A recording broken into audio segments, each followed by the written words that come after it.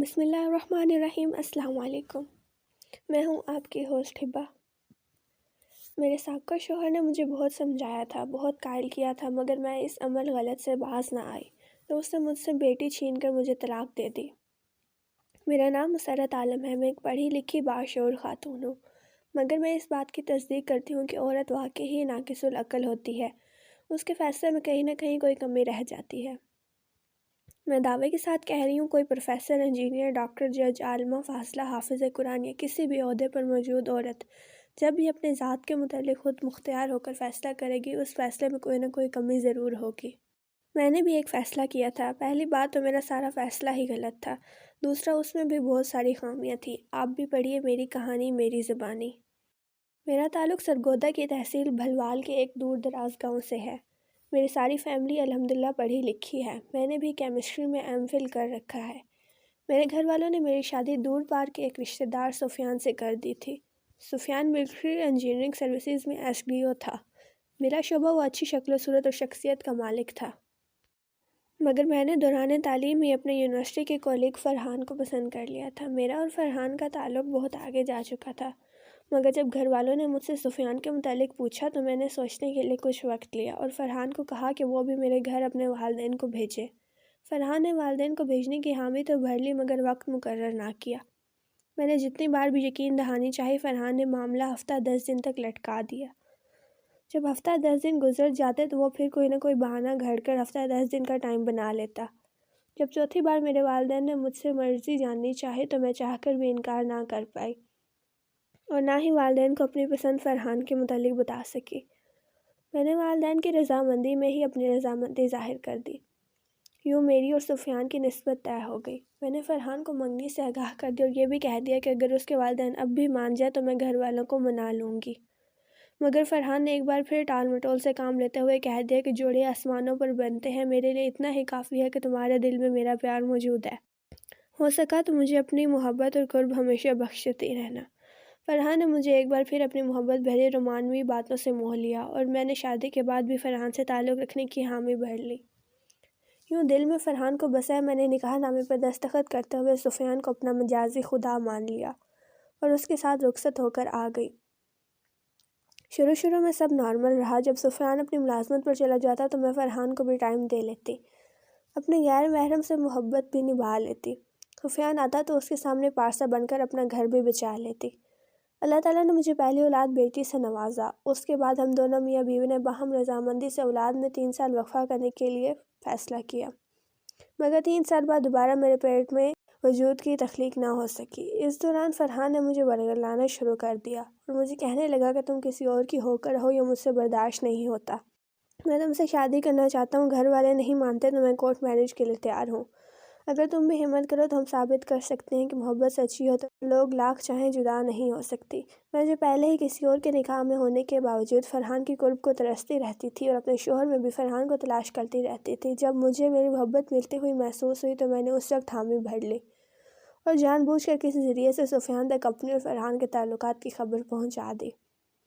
مگر حیرت انگیز طور پر میرے شوہر نے روایتی مندوں کی طرح بنا طیش میں آئے جذباتی فیصلہ کرنے، مجھے مارنے پیٹنے یا طلاق دینے کے مجھے نرمی سے سمجھایا، مجھے میرے والدین کی عزت کے متعلق سوچنے کا کہا، بیٹی اور گھر کے متعلق سوچنے کا کہا، مگر میں کسی صورت بھی فرحان کے ساتھ تعلق رکھنے سے باز نہ آئی تو مجھے قرآن و حدیث کی روشنی میں غیر محرم سے تعلقات کے عذاب کے بارے میں بتایا۔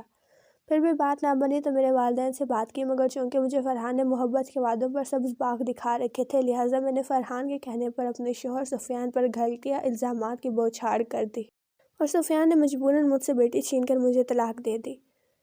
میں نے بجائے والدین کے گھر عدت گزارنے کے فرحان کے ساتھ فرار ہو گئی اور عدت پوری ہونے کے بعد نکاح کا انتظار کرنے لگی۔ اسی دوران فرحان کے کہنے پر میں نے اپنے سابقہ شوہر پر بیٹی حوالگی کا کیس کر دیا۔ فرحان نے ملا کر فیصلہ میرے حق میں کروا دیا، جو بظاہر کسی بھی صورت میں ممکن نہ تھا۔ یوں میری 5 سالہ بچی بھی مجھے مل گئی اور طلاق کے 1 سال بعد فرحان نے مجھ سے نکاح کر لیا اور مجھے لے کر کراچی چلا گیا۔ کراچی میں نے پرائیویٹ کالج میں پڑھانا شروع کر دیا اور شام کو اکیڈمی بنا لی، جبکہ فرحان نے کسی پرائیویٹ فرم میں جاب شروع کر دی۔ میرا وہ فرحان کا وقت بہت اچھا گزرا، یہاں تک کہ میرے ذہن سے مکافات عمل والی بات بھی نکل گئی۔ میں اپنی خوشیوں بھری زندگی میں ڈوبی رہی، مجھے کبھی والدین سے بچھڑنے اور اپنے سابقہ شوہر پر بہتان لگانے اور ایک معصوم بچی سے اس کا باپ چھیننے کا دکھ نہ ہوا۔ نہ ہی کبھی فرحان کی طرف سے مجھ سے کوئی طعنہ، دکھ یا تکلیف میں اپنے ہر فیصلے، ہر لحاظ سے مطمئن رہی۔ یہاں تک کہ میری فرحان کی شادی کو ہوئے 10 سال کا وقت بیت گیا۔ ان 10 سالوں میں کبھی پلٹ کر میں نے اپنے والدین کی خبر نہ لی، نہ ہی سفیان کے متعلق سوچا۔ مگر 10 سال بعد میرا مکافاتی عمل شروع ہو گیا۔ 10 سال بعد میں فرحان کو اپنی بیٹی کے ساتھ غیر حالت میں دیکھ لیا۔ یہ وہ لمحہ تھا جس نے میری گزری ہوئی ساری زندگی اور ہر فیصلے پر پانی پھیر دیا۔ قدرت کی طرف میرے منہ پر مارا گیا یہ ایک ایسا زناکتے دار تھپڑ تھا جسے برداشت کرنے کی طاقت بھی شاید مجھ میں نہ تھی، مگر تقدیر نے یہ میرے نصیب میں لکھ دیا، اور یہ میرے ہی کیے کے فیصلوں کا نتیجہ تھا۔ میں نے تب طیش میں اگر اپنی بیٹی پہ ہاتھ اٹھایا تو فرحان نے میرا ہاتھ پکڑ لیا اور اسی وقت مجھے طلاق دے دی، اور پھر مجھے بتایا کہ کل میں تمہاری بیٹی سے نکاح کر رہا ہوں۔ فرحان کے منہ سے نکلنے والے یہ الفاظ فقط الفاظ نہیں، پگھلا ہوا سیسہ تھے جو میرے کانوں میں اگل دیا گیا تھا۔ اس وقت مجھے فرحان کی طرف دی گئی طلاق کا دکھ نہیں ہوا جتنا مجھے فرحان کا میری بیٹی سے نکاح کرنے کا تھا۔ جب مجھے یقین ہو گیا کہ میں اپنی بیٹی اور فرحان کے فیصلے کی طاقت کو بل پر نہیں روک سکتی تو میں نے گڑ گڑانا شروع کر دیا، اپنی بیٹی کو ہاتھ جوڑ دیے اور اسے اسلامی تعلیمات سے سمجھانا شروع کر دیا۔ میری باتیں سن کر میری بیٹی طنزیہ انداز میں مسکرائی اور پھر کہنے لگی، آپ نے بھی تو اپنی محبت کی خاطر اپنے والدین، شوہر، بیٹی، بہن، بھائی سب کچھ چھوڑ دیا تھا۔ آپ کو بھی تو اس فیصلے سے روکا گیا ہوگا۔ آپ کو بھی ان اسلامی احکامات کا علم ہوگا جن کا آپ آج مجھے پیروی کرنے کا کہہ رہی ہیں۔ تب آپ اپنے ان سب باتوں پر عمل کرنا چھوڑ کر اپنی محبت کو چن لیا۔ بالکل ایسے ہی آج میں نے بھی فقط اپنی ایک ماں کو چھوڑ کر اپنی محبت کو چن لیا ہے۔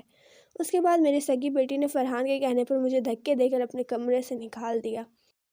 میں نہ جانے کب ان کے کمرے کے دروازے کے سامنے ہی گری اور بے ہوش ہو گئی۔ مجھے دوسرے دن سورج نکلنے کے بعد ہوش آئی تو تب تک میری بیٹی اور میرے سابقہ محبوب شوہر گھر سے جا چکے تھے۔ میز پر ایک کاغذ رکھا تھا جس پر لکھا تھا، پیاری ماں، کانٹے بونے والوں کو کانٹے ہی نصیب آتے ہیں۔ میری بیٹی جا چکی تھی اور میں چاہ کر بھی اسے نہیں سمجھا سکی تھی کہ بیٹی میں نے کانٹے بوئے تو میرے نصیب میں کانٹے آ گئے۔ تم نے میری حالت دیکھ کر بھی عبرت نہ پکڑی اور تم نے بھی اپنے لیے کانٹے ہی بو دیے۔ ایک حادثے کی وجہ سے میری ایک آنکھ ضائع ہو چکی تھی۔ میں نے اکیڈمی پڑھانا چھوڑ دیا، بلکہ پڑھانا نہیں چھوڑی۔ جیسے جیسے لوگوں کو میرا ماضی اور میرے بیٹی، میرے شوہر کے تعلقات کا پتہ چلا، لوگ خود ہی مجھ سے اپنی بچیوں کو دور کرتے گئے۔